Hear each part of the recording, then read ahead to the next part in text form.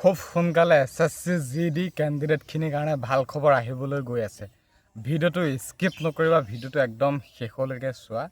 খুব ভাল খবৰ আহিবলৈ গৈ আছে আৰু এইবাৰ এছএছচি প্ৰচেছটোৱে সঁচাকৈ বহুত লেহেমীয়া এটা গতিত গৈ আছে। আৰু এতিয়াতো কাট অফৰ লিষ্ট আহিব লাগিছিল অলৰেডি, বা ফিজিকেলৰ ডেট গম নাপালেও কাট অফটো গম পাব লাগিছিল বোলে আমাৰ ফিজিকেলত ইমান গ'ল। কিন্তু এইবাৰ সেই আৰম্ভণি প্ৰচেছটোৰ পৰা একদম গোটেইখিনি যদি আমি ভাবোঁ এটা লেহেমীয়া গতিতে গৈ আছে এছএছচি। বাৰু যিয়ে নহওক কিয়, এতিয়া খুব সোনকালে ভাল খবৰ আহিবলৈ গৈ আছে জুলাই 15 তাৰিখৰ ভিতৰত। যোৱাবাৰ মই কৈছিলোঁ যে জুনৰ 15 তাৰিখৰ ভিতৰতে আপডেট দি দিব, আৰু জুনৰ 15 তাৰিখে তোমালোকে আপডেট পাই গ'লা এনচাৰ কি। আৰু এতিয়া জুলাই 15 তাৰিখৰ ভিতৰত তোমালোকে আপডেট পাবলৈ গৈ আছা। হয়, তোমালোকে ভেকেঞ্চিৰ আপডেট পাব লাগিব। ভেকেঞ্চি আপডেটটো তোমালোকে পাবা, সেইটো চিয়'ৰ। কিন্তু ভেকেঞ্চিটো বাঢ়িব লাগিব, কাৰণ ভেকেঞ্চি যথেষ্টখিনি আছে। আমি যিমানবিলাক জানো বা হয়ো এছএছচিত যথেষ্টখিনি ভেকেঞ্চি খালী হৈ আছে। এছএছচি ভেকেঞ্চি প্লাছ কৰিব লাগিব, যদিও প্লাছ নকৰেতো কাট অফ এটা হাই গুচি যাব।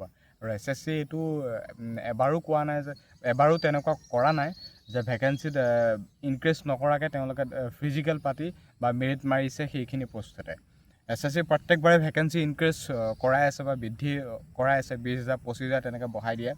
গতিকে এইবাৰো এছএছচিৰ ভেকেঞ্চি বৃদ্ধি হ'ব। লগতে এতিয়া মেইন কথাটো হ'ল আমাৰ জুলাই 15 তাৰিখ।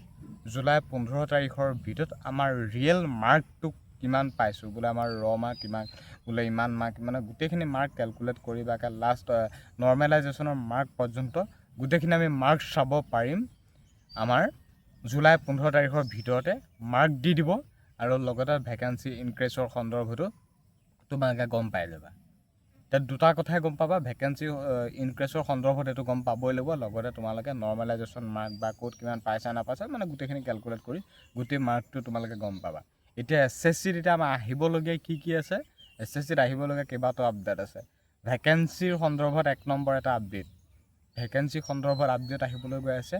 আৰু ছেকেণ্ডতে আমাৰ নৰ্মেলাইজেশ্যনৰ মাৰ্ক বা গোটেইখিনি মাৰ্ক আহিবলৈ গৈ আছে। সেইটোকে কৈছোঁ, সেইটো টোটেল মাৰ্কটো আমি ক'ত কিমান পাইছোঁ নাপাইছোঁ সেই মাৰ্কটো। আৰু তৃতীয়তে হ'বলৈ বা আমি গম পাবলৈ বা এটা আপডেট আহিবলৈ গৈ আছে কাট অফ, ফিজিকেলৰ কাট অফ। ফিজিকেলৰ কাট অফ, এই তিনিটা আমাৰ সন্মুখত আহিবলৈ গৈ আছে। ফিজিকেলৰ কাট অফটো অহাৰ পিছতে ঘপককৈ ন'টিচ মাৰিয়ে দিব কেইদিনমানৰ পিছতে যে ইমান তাৰিখৰ পৰা এছএছচিয়ে ফিজিকেল কণ্ডাক্ট কৰিব, ইমান তাৰিখলৈকে। হয়তো আগষ্টৰ লাষ্ট মানৰ পৰা ফিজিকেল ষ্টাৰ্ট হৈ যাব। আগষ্টৰ লাষ্ট মানৰ পৰা এছএছচিৰ ফিজিকেল ষ্টাৰ্ট হৈ যাব, ছেপ্টেম্বৰ মাহলৈকে চলি যাব। ছেপ্টেম্বৰ মাহলৈকে, তাৰপৰা অক্টোবৰ মাহত তোমালোকৰ মেডিকেল পাতি, নৱেম্বৰ মাহত তোমালোকৰ মেৰিট মাৰি দিব।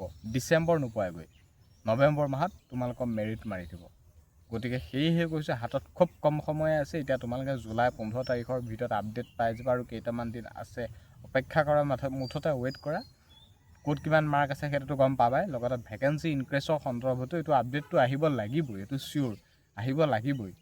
ভেকেঞ্চি ইনক্ৰিজ নকৰাকৈ এনেকৈ এটা সেই 25,000টা ৰিক্ৰুটমেণ্ট পাতি অসমত কিমান 3300 বা যিমানেই পষ্ট নাথাকক কিয়, এনেকৈ যদি ভেকেঞ্চি বৃদ্ধি নকৰাকৈ যদি গোটেইটো কমপ্লিট কৰাই দিয়ে মেৰিট পৰ্যন্ত, তেতিয়াতো সাংঘাতিক এটা হাই কাট অফ গুচি যাব।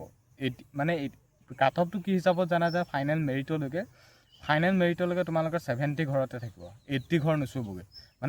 যদি ভেকেঞ্চি ইনক্ৰিজ কৰে, যদি ভেকেঞ্চি প্লাছ কৰে, তেতিয়া তোমালোকে 70 to 80 ঘৰতে তোমালোকৰ কাট অফটো থাকিব। ফাইনেল কাট অফটোৰ কথা কৈছোঁ, ফাইনেল কাট 80+ নহ'বগৈ, 71 বা 69ৰ পৰা 79 বা 80 ঘৰতে তোমালোকৰ ফাইনেল কাট অফটো থাকিব, যদি ভেকেঞ্চি তোমালোকৰ বৃদ্ধি কৰে। যদি ভেকেঞ্চি বৃদ্ধি নকৰে, তেনেহ'লে তোমালোকৰ 75+ এইটো কাট অফ ধৰিয়ে থোৱা, একদম 85 89 পৰ্যন্ত এটা ফাইনেল কাট অফ ধৰি থোৱা। কিন্তু ভেকেঞ্চি ইনক্ৰিজ হ'বই লাগিব, আমি হোৱাটোৱে বিচাৰোঁ। কাৰণ এইবাৰ প্ৰায় কেণ্ডিডেটে এইটো মাৰ্কেই পাইছে, 61ৰ পৰা 79ৰ ঘৰৰ সংখ্যাৰ 61 to 79 এই দুটা সংখ্যা ঘৰৰ এই 61ৰ পৰা 79 এই যি 20 নম্বৰ, এইখিনি মাৰ্কতে বহুত কেণ্ডিডেটে মাৰ্ক পাইছে। আৰু এইবাৰ কাট অফটো ঠিক তেনেকুৱাতে যাব, 80 নুচুবগৈ, কাট অফটো ঠিক এনেকুৱাতে যাব। এতিয়া ফিজিকেলৰ কাট অফটোতো কম যাবই, যোৱাবাৰ নিচিনাকৈ বা ল'ৰা কাট অফটো ধৰি থ'ব পৰা। ল'ৰা হ'লে তোমালোকে 50 নুচুবগৈ ফিজিকেলৰ কাট অফ, আৰু ছোৱালী হ'লে তোমালোকৰ 60 নুচুবগৈ ফিজিকেলৰ কাট অফ। ফিজিকেলৰ কাট অফটো এনেকুৱা যাব, ল'ৰা হ'লে তোমালোকৰ 50 নুচুবগৈ আৰু ছোৱালী হ'লে তোমালোকৰ 60 নুচুবগৈ।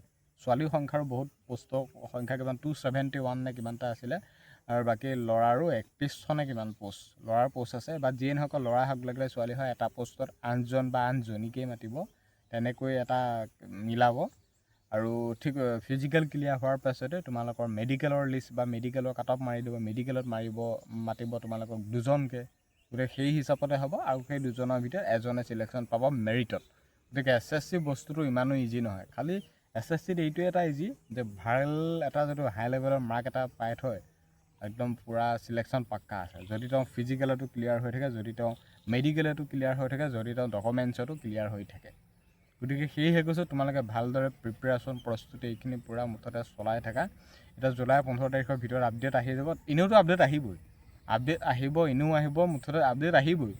কাট অফ লিষ্ট মাৰিবই লাগিব, ভেকেঞ্চি ইনক্ৰিজ কৰাৰ সন্দৰ্ভত নটিচ দিবই লাগিব, ভেকেঞ্চি ইনক্ৰিজ কৰিবই লাগিব, নৰ্মেলাইজেশ্যনৰ মাৰ্ক দিবই লাগিব।